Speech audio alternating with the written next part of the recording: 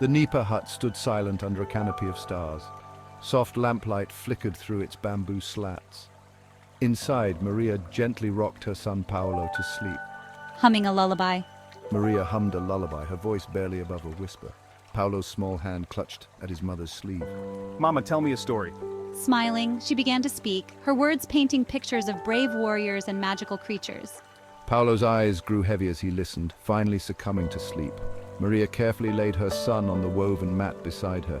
She watched his chest rise and fall with each breath. A gentle breeze rustled the leaves of the nearby mango tree. Maria picked up the clay jug and stepped out into the night. The night was peaceful, almost too quiet. The path to the well was familiar, even in the dark. Maria's bare feet moved silently over the packed earth. Moonlight filtered through the trees, casting eerie shadows.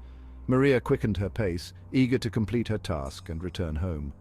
The well came into view, a dark circle against the lighter ground. Maria set her jug down and reached for the rope. That's when she heard it. A cry, faint at first, barely audible above the night sounds. But it grew louder. A baby's wail, high and desperate. Maria froze, her hand still on the well's edge. Hesitant. She took a hesitant step towards the sound, then another. The jungle seemed to part before her, revealing a small clearing. There in the center lay a bundle of white cloth. The bundle squirmed as Maria drew near. She knelt beside it, hands trembling as she reached to pull back the cloth. The crying stopped abruptly. An eerie silence fell over the clearing. Maria hesitated, her fingers just brushing the edge of the fabric. A voice in the back of her mind screamed at her to run. But how could she abandon a child? Maria took a deep breath and steeled herself. In one swift motion, she pulled the cloth away. What she saw made her blood run cold. Two glowing red eyes stared up at her from a face that was anything but human. Maria scrambled backward, a scream caught in her throat. The thing in the cloth began to change. Bone-chilling laugh. The Tiyanak for Maria now knew without a doubt what she faced, let out a bone-chilling laugh. Maria ran blindly through the jungle, branches whipping at her face. The Tiyanak's laughter echoed behind her, sometimes sounding distant, sometimes terrifyingly close.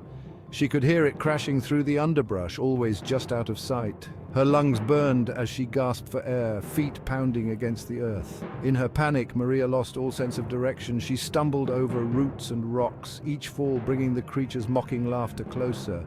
Tears streamed down her face as she thought of Paolo alone in their hut. She had to get back to him, to protect him from this nightmare. A root caught Maria's foot, sending her sprawling to the ground. She lay there for a moment, the taste of blood in her mouth from where she'd bitten her lip. The jungle fell silent. Maria held her breath, straining to hear any sign of her pursuer. Slowly, she pushed herself up, wincing at the pain in her ankle.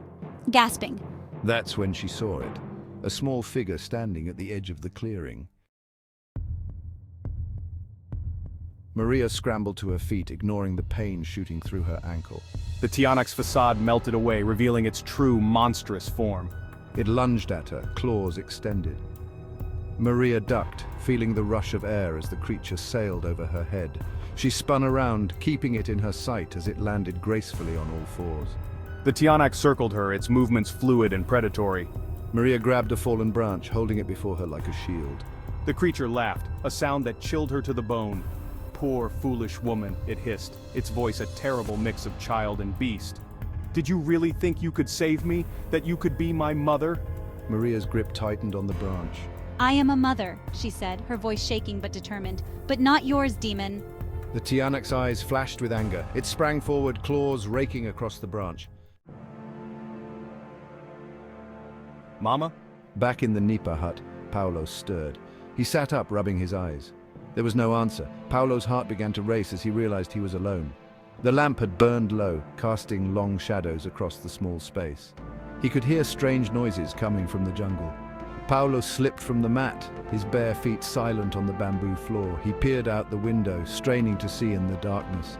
A scream echoed in the distance, barely audible but unmistakably his mother's voice.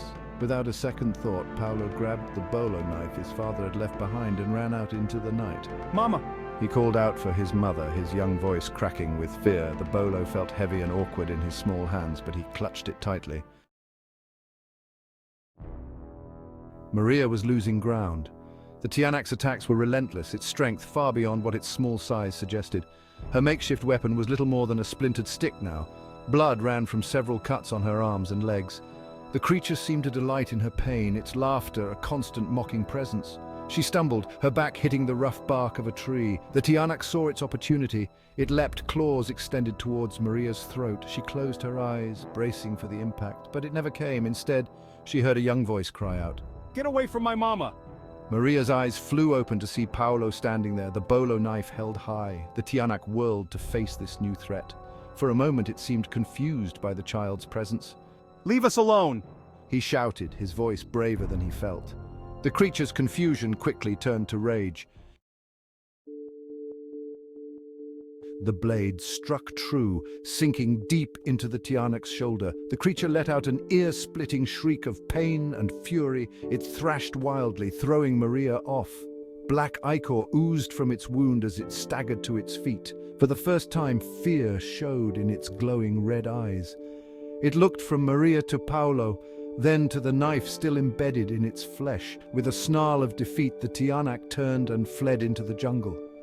The sound of its retreat faded quickly, leaving only the normal nighttime sounds of the forest. Maria lay on the ground, gasping for breath. Paolo dropped to his knees beside her, tears streaming down his face. Mama, are you okay? He asked, his voice trembling. Maria gathered her son into her arms, holding him tight. I'm okay, my brave boy. She whispered, her own tears mingling with his. In the days that followed, life in the village slowly returned to normal. Maria's wounds healed, leaving only faint scars as reminders of that terrifying night. Paolo was hailed as a hero by the other children, though he remained quiet about his experience. The village elders performed rituals to ward off evil spirits, hanging amulets and charms from every doorway. But for Maria and Paolo, things would never be quite the same.